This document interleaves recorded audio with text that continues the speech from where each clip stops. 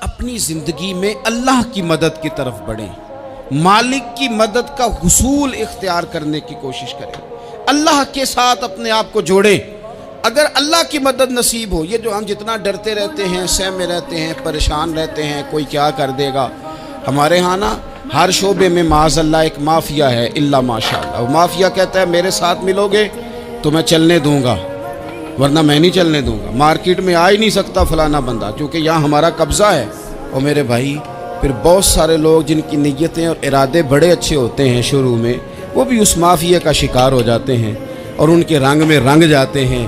یاد رکھنا، کسی شخص کی بلیک میلنگ کا کبھی شکار نہ ہونا، کبھی کسی کی میٹھی اور مسجع مکفہ باتوں کا شکار نہ ہونا۔ کوئی کیا کر سکتا ہے اگر اللہ مددگار ہو تو؟ جس کو رب کریم اٹھانا چاہے اسے کوئی گرا سکتا ہے؟ ہم یہ ڈرے ڈرے سہمے پریشان فیصلہ کرنے کی طاقت نہیں، مجھے چلنا چاہیے کہ نہیں، اٹھنا چاہیے کہ نہیں، کرنا چاہیے، اٹھ باندھ کمر کیوں ڈرتا ہے؟ پھر دیکھ خدا کیا کرتا ہے۔ حضرت عبداللہ ابن عباس فرماتے ہیں میرے نبی پاک علیہ السلام نے میری تربیت فرمائی، حضور نے میری تربیت فرمائی، اور محبوب پاک علیہ السلام نے فرمایا عبداللہ یاد رکھنا، یہ نوجوان دوست میری بات لکھ لیں، پریشان لوگ میری بات لکھ لیں، جن کے پاس قوت فیصلہ نہیں وہ اس بات کو لکھ لیں۔ حضرت عبداللہ ابن عباس فرماتے ہیں میرے نبی پاک علیہ السلام نے مجھ سے فرمایا تھا عبداللہ سن، اگر ساری دنیا مل کے تیرا کوئی نفع کرنا چاہے کر نہیں سکتی جب تک میرے رب کی رضا نہ ہو، اور فرمایا ساری دنیا مل کے تیرا کچھ بگاڑنا چاہے تو عبداللہ بگاڑ نہیں سکتی جب تک رب کریم کی حکمت کا تقاضا نہ ہو۔ لوگوں سے ڈرنا، لوگوں کی طرف دیکھنا، ماحول دیکھ کے اپنے راہ کا تعین کرنا، ہر بندے کے خیالات کے مطابق ڈھلنے کی کوشش کرنا، فلانا نہ ناراض ہو جائے، فلانا نہ ناراض ہو جائے، وہ جس نے ہونا ہو جائے، بس رب رسول ناراض نہ ہو۔ اپنی زندگی میں اپنے مالک کو مولا جان کے، بل اللہ مولاکم، اللہ تمہارا مولا ہے، وَهُوَ خَيْرُ النَّاصِرِينَ، وہ بہترین مددگار ہے۔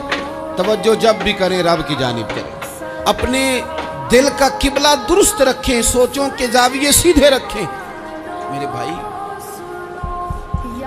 مالک جب بندوبست کر دے نا، جب مالک بندوبست کر دے پھر ایسا بندوبست کرتا ہے کہ لوگوں کے پاس نا چارہ نہیں رہتا۔ حضرت مریم رضی اللہ تعالی عنہا پاک باز تھیں، مسجد میں رہی تھیں، پر مالک کی حکمت کے تقاضے بڑے عجیب ہیں نا۔ پھر جناب مریم کو اللہ تعالیٰ نے بغیر شوہر کے اولاد عطا کر دی۔ یہ بات ہی ایسی تھی، وہ کسی نے کہا تھا کہ مخلوق تو فنکار ہے اس درجہ کے پل بھر میں سنگے در کعبہ سے بھی اصنام تراشے، تم کون ہو کیا چیز ہے داغ کبابی، لوگوں نے تو مریم پہ بھی الزام تراشے۔ تو لوگوں نے کہا کدھر سے لے آئی بچہ، تیرا باپ تو ایسا نہیں تھا، کہاں سے لے آئی؟ اللہ کرے میں آپ کو سمجھا سکوں، ذرا اپنے آپ کو وہاں کھڑا کریں کہ ایک پاک باز عورت، پاک باپ کی بیٹی، طیب ماں کی بیٹی، اور اللہ کے گھر میں پرورش پانے والی خاتون، ایک وہ وقت اور ایک یہ وقت کہ اس عورت کو کٹہرے میں کھڑا کر کے پوچھا جا رہا ہے کہ معاذ اللہ تیری گود میں بچہ جائز نہیں ہے، کہاں سے لائی ہے؟ اب خود سے صفائیاں بندہ کتنی کو دے، کتنی کو وضاحتیں کرے۔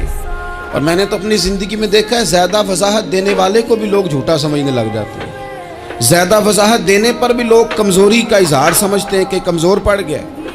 آپ صلح کی کوشش کرتے ہیں، سامنے والا بزدل سمجھ لیتا ہے، زیادہ وضاحتیں بھی کمزور کر دیتی ہیں۔ اب حضرت مریم کو کٹہرے میں کھڑا کر کے کہا بچہ کس کا ہے؟ تو پھر خدا بندوبست جب کرے، اللہ جب مددگار ہو، تو پھر حضرت مریم کی گواہی درختوں سے نہیں دلوائی، اس نے پتوں سے نہیں دلوائی، پھر فرشتے نہیں بھیجے۔ حضرت مریم کہنے لگی مجھ سے نہ پوچھو، وہ جو پنگوڑے میں ہے اسی سے پوچھ لو، ان سے پوچھو نا وہ کون ہے، پوچھ لو ان سے، کر لو سوال۔ انہوں نے کہا پنگوڑے میں چند دنوں کا بچہ یہ جواب دے گا؟